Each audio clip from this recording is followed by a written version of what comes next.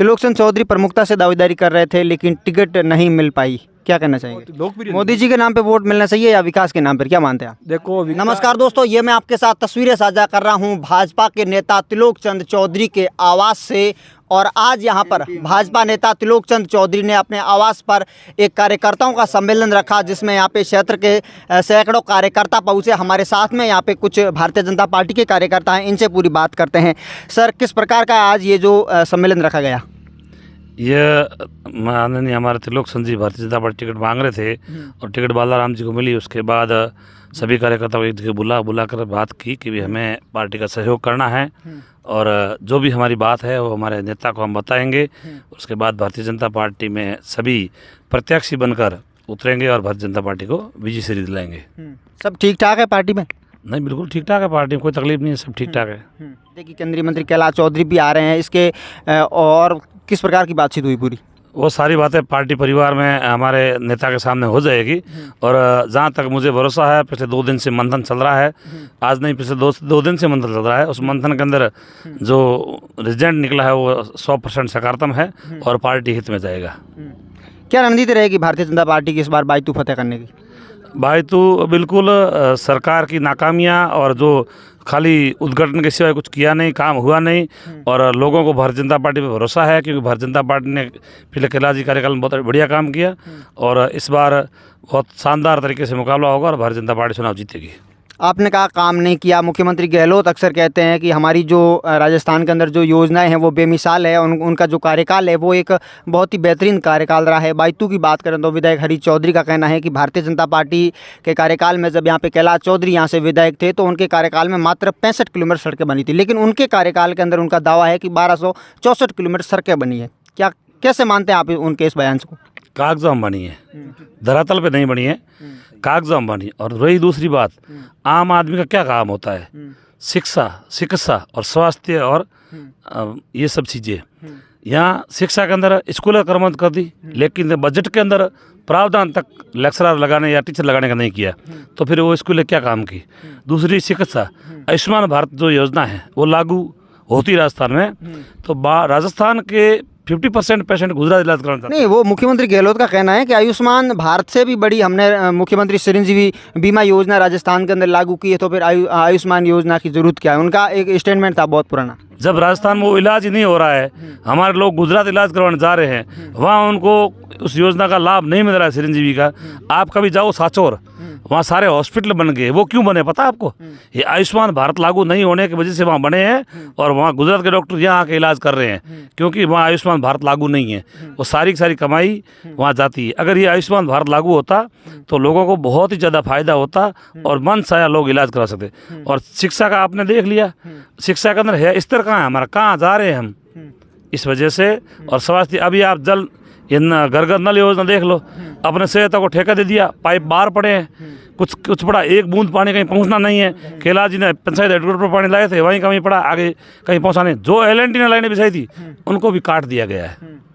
बिल्कुल, मेरा आपसे एक सवाल यही रहेगा जादड़ साहब कि पिछले दिनों यहाँ पे किशोर सिंह कानोड़ ने अपने आवास पर एक सभा रखी थी, आप भी उसमें शिरकत हुए थे। उस बात का क्या फैसला हुआ? किस तरफ जाने वाला है किशोर सिंह कानोड़, क्योंकि आपके गाँव के हैं, आपके करीबी है? वो 33 और 19 का मुकाबला है। 33 भाजपा की तरफ जाएंगे और 19 में से भाजपा की तरफ आएंगे, लेकिन 33 में नहीं जाएंगे। अच्छा, बिल्कुल। सर, क्या नाम है आपका? सोहन चारण। अच्छा, कहाँ से सर? मैं रिसोली पाटोदी से। रिसोली पाटोदी से आप यहाँ पे आए हैं, तो कहीं ना कहीं आप त्रिलोकचंद चौधरी के समर्थक हैं? हाँ, त्रिलोकचंद जी हमारे बीजेपी के जो अच्छे नेता है और उन्होंने हमारे को बुलाया है, तो पार्टी के हैं और अपने दावेदारी करते थे भारतीय जनता पार्टी की और पहले भी हमारे अच्छे संबंध है, तो हम इनके बुलावे पे यहाँ आए। त्रिलोकचंद चौधरी प्रमुखता से दावेदारी कर रहे थे लेकिन टिकट नहीं मिल पाई, क्या करना चाहेंगे? नहीं, टिकट दावेदारी तो हमारे भारतीय जनता पार्टी में सामान्य और बड़े से बड़े नेता अपने पद के लिए और MLA के लिए, MP के लिए कोई भी मांग कर सकता है और हमारा जो नेतृत्व है वो जो फैसला करता है। हमारे बीजेपी की पहले यही बात थी कि हम जो भी टिकट लाएगा हमारा उम्मीदवार जो भी कमल लेके आएगा उनके साथ रहेंगे। और आज भी हम ये मंथन भी हुआ है, कल से ही हुआ है, जब से ही ये टिकट फाइनल हुई है उसके बाद में कार्यकर्ताओं ने अपने इधर, और ये भी जो मीटिंग बुलाई है ये यही है कि भाई हम कार्यकर्ताओं को एक टिकट फाइनल हो गया, अपने को कैसे काम करना है, कैसे रणनीति के तहत। अच्छा, आप पाटौदी से हैं, पिछली बार हरी चौधरी की जीत हुई थी, उसमें कहीं ना कहीं जीत का ज़्यादा श्रेय पाटौदी को जाता है। क्या भारतीय जनता पार्टी इस बार हरी चौधरी के वोट बैंक में सेंधमारी कर पाएगी पाटौदी में? बिल्कुल, इस बार पिछली बार कई कारण थे और इस बार भारतीय जनता पार्टी पिछली बार से अच्छा प्रदर्शन करेगी पाटौदी, मेरा जहाँ तक है अनुमान, और मैं जहाँ तक घूमा हूँ अच्छी रिस्पांस मिल रही है जनता की और पिछली बार से अच्छा होगा। बिल्कुल। सर, आपका क्या नाम है? मेरा नाम दिलीप कुमार सारस्वत है। अच्छा, कहाँ से आप? मैं यहीं से हूँ, वैसे हीरा की टाणी से बिलोंग करता हूँ। अच्छा, बिल्कुल सर, क्या कहना चाहेंगे? त्रिलोक चंद चौधरी के इस कार्यकर्ता सम्मेलन में आए हैं, दुख भरी दास्तां लेकर आए हैं या फिर एक खुशनुमा माहौल के अंदर आए हैं? देखो, यहाँ कोई दुख भरी दास्तां नहीं है।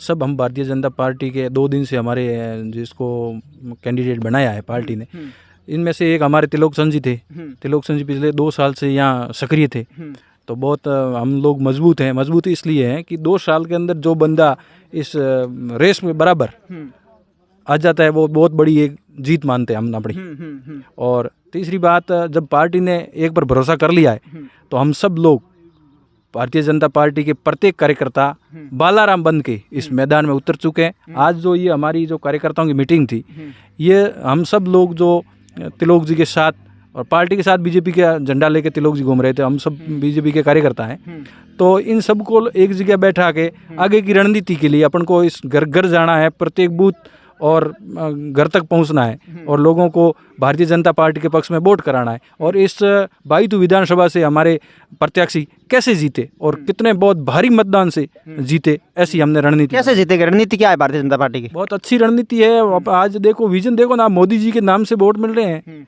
जब मोदी जी, एक विश्व का इतना बड़ा माननीय प्रधानमंत्री मोदी जी, शक्तिशाली नेता और बहुत लोकप्रिय, मोदी जी के नाम पे वोट मिलना चाहिए या विकास के नाम पर, क्या मानते हैं आप? देखो, विकास, मोदी है तो विकास है, बस मोदी का नाम ही विकास है। आपने देखा 3 बार जो लगातार 15 साल से गुजरात में, आज गुजरात मॉडल, विकास मॉडल है, पूरा देश उनको देख रहा है। फिर मोदी का नाम लिया तो विकास है और कुछ नहीं, बस। अच्छा, बाईतू के अंदर पिछली बार नंबर 3 पर रही थी भारतीय जनता पार्टी, नंबर 2 पर राष्ट्रीय लोकतांत्रिक पार्टी थी। इस बार आप चुनौती किसे मानते हैं, आरएलपी या कांग्रेस? देखो, अब सबसे पहले तो मैं यहाँ के जो हम तीसरी नंबर पे रही, उसका सबसे बड़ा कारण था कि हम लोग किसान लोग झांसे में आगे इस कांग्रेस से जुटे कि हम बोले कि 1 2 3 उसने के राहुल गांधी जी आए थे, 10 तक गिनती गिनी और कर्जा माफ।